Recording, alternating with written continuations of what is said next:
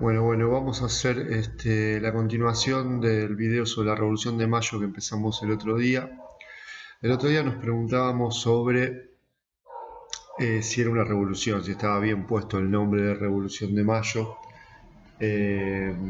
y concluíamos de que por distintos motivos, por la existencia de una conciencia previa a la realización de la revolución, por el uso de la violencia, por la existencia de contradicciones largamente maduradas en el seno del Río de la Plata. Por distintos motivos sí lo era. También habíamos empezado a ver la cuestión de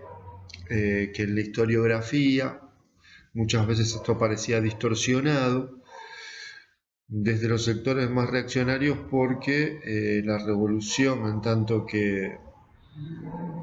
punto de partida de la nación, de nuestra nación argentina, se presentaba un poco como un hecho eh, difícilmente manejable.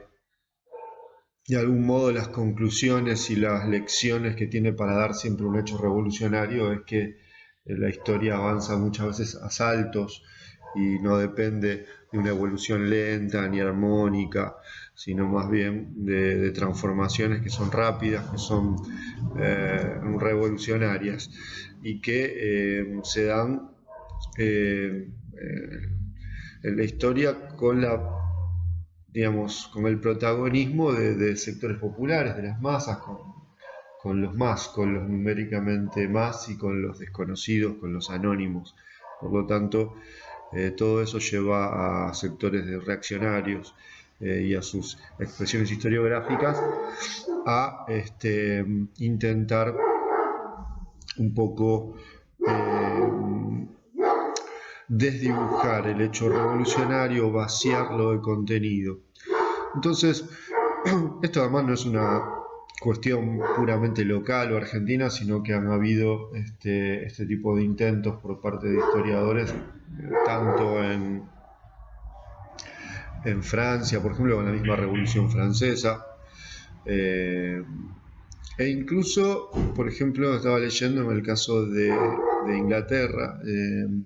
Hobsbawm plantea en un famoso artículo sobre la Revolución Industrial que hay toda una corriente historiográfica que pretende hablar más de evolución industrial que de revolución. Sin embargo, él mantiene el concepto justamente por lo mismo que acá, aunque sea una revolución social y política, la Revolución de Mayo, lo mantenemos. La idea de que hay un salto cualitativo, de que hay una velocidad de los cambios, que no es un proceso lento, gradual.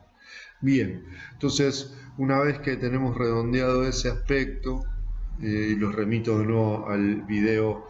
primero sobre por qué es una revolución, si tienen alguna duda, podemos avanzar en la cuestión de qué tipo de revolución es la Revolución de Mayo, de qué tipo de revolución hablamos, porque caracterizarla implica hablar de quiénes son los sectores que participan, qué clases la dirigen o intentan dirigirla, qué tipo de objetivos persigue, cuáles son los modos, las modalidades del proceso revolucionario. Son muchos aspectos que necesitamos abordar para caracterizarla, incluyendo la relación de esta revolución de independencia rioplatense como parte de la revolución de independencia de la América Española, de la que hasta ese momento era la América Española. ¿Cuál es la relación con la época, con el contexto epocal? Para eso vamos a abordarlo en un tercer video. Nos vamos a detener en tratar de hacer una caracterización rápida de la revolución. Primera cosa que tenemos que plantear en debate con muchas formas de abordar el proceso revolucionario es que no se lo puede caracterizar exclusivamente por sus consecuencias, por sus resultados. Esto es válido también para otro tipo de procesos históricos. Pero en el caso de la Revolución de Mayo y del proceso independentista posterior, es muy importante porque si uno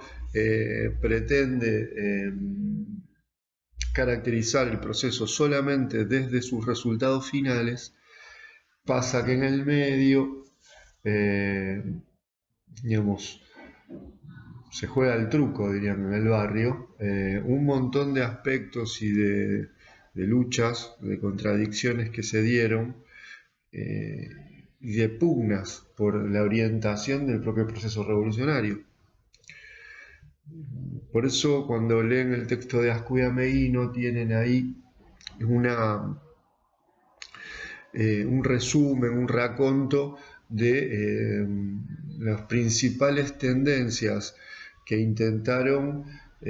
orientar el proceso revolucionario hacia otros resultados. Es decir, lo que Ascuy llama la corriente más democrática, la corriente que intentaba cambios más de raíz, y que podemos expresar primero en el caso de Moreno, de la tendencia morenista, en lucha con los sectores de Saavedra y los sectores más moderados,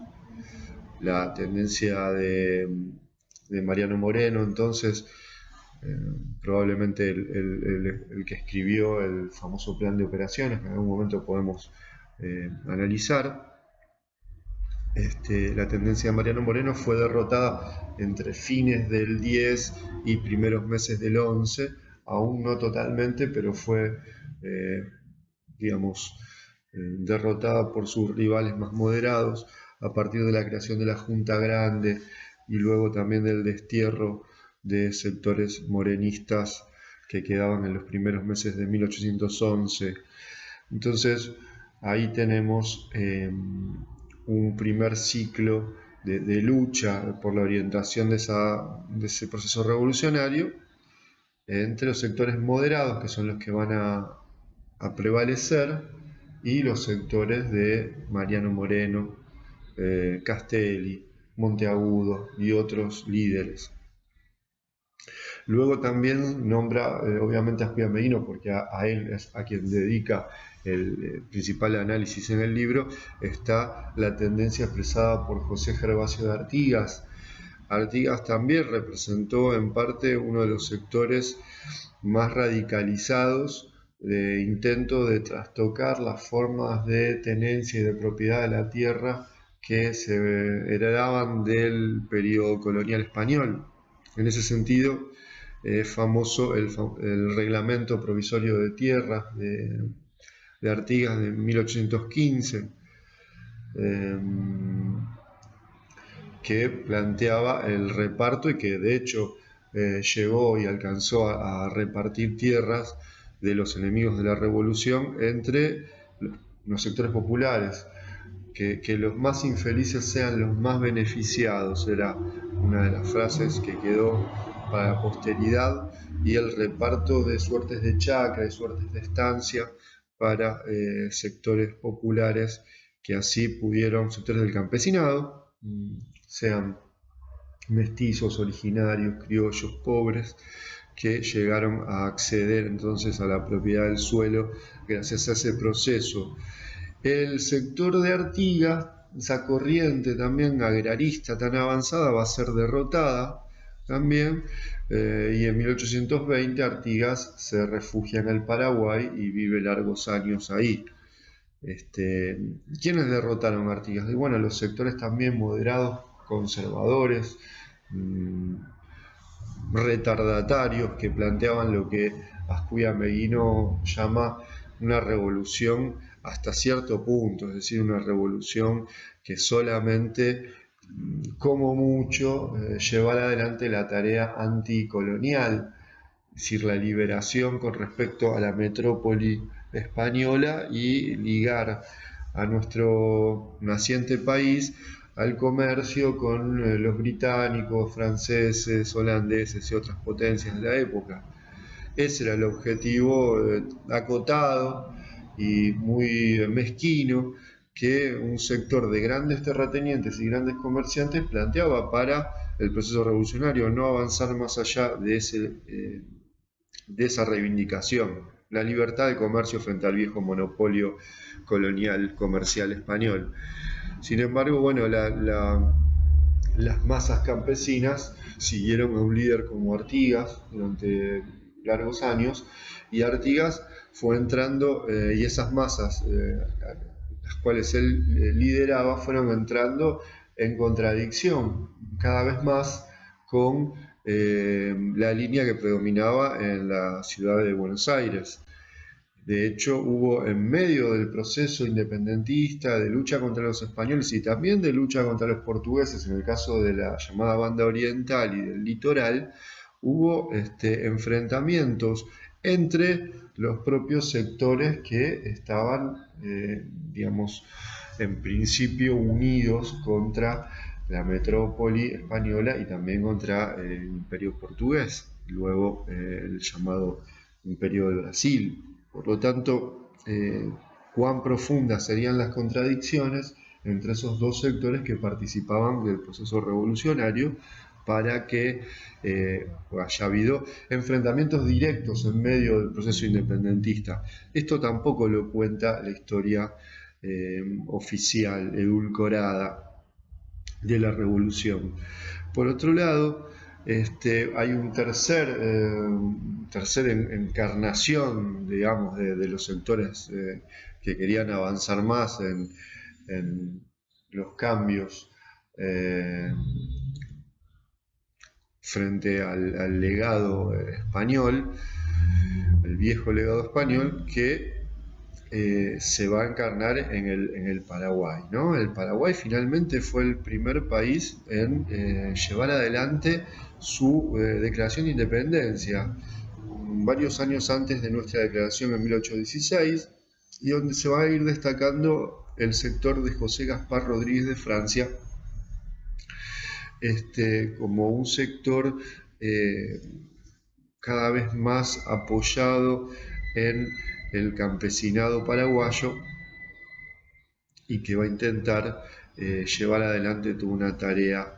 de transformación mucho más fuerte de la que planteaba la élite criolla de grandes terratenientes y comerciantes que predominaba en Buenos Aires. Entonces hay que ver esta heterogeneidad de las fuerzas que participan del proceso revolucionario. Por otro lado, tipificar la revolución implica naturalmente hacer un diagnóstico de cómo era la sociedad colonial o tardocolonial, como dicen los especialistas en historia de ese periodo, es decir, cómo era la sociedad que heredábamos del periodo colonial. En ese sentido, hay distintos diagnósticos. Unos plantean que las formas eran formas sui generis, formas que eran una mezcolanza, digámoslo así, que no podía verse un predominio de formas. Y luego hay en la línea de Ascuy Meguino, por ejemplo, y siguiendo con este autor, la idea muy arraigada de que era una sociedad feudal esclavista, digamos, donde predominaban formas de un feudalismo aclimatado con particularidades americanas, pero que eran feudales, y a los que se sumaba, con el tráfico negrero, se había sumado las formas de la esclavización de los africanos. Entonces, la pregunta que dejo flotando para el próximo video sería, en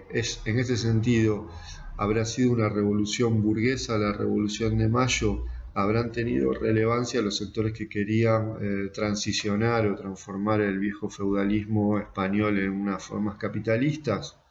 ¿Habrá tenido la burguesía fuerza en este proceso revolucionario y se lo podría considerar desde ese punto de vista una revolución burguesa? Bueno, lo seguimos analizando en una tercera entrada.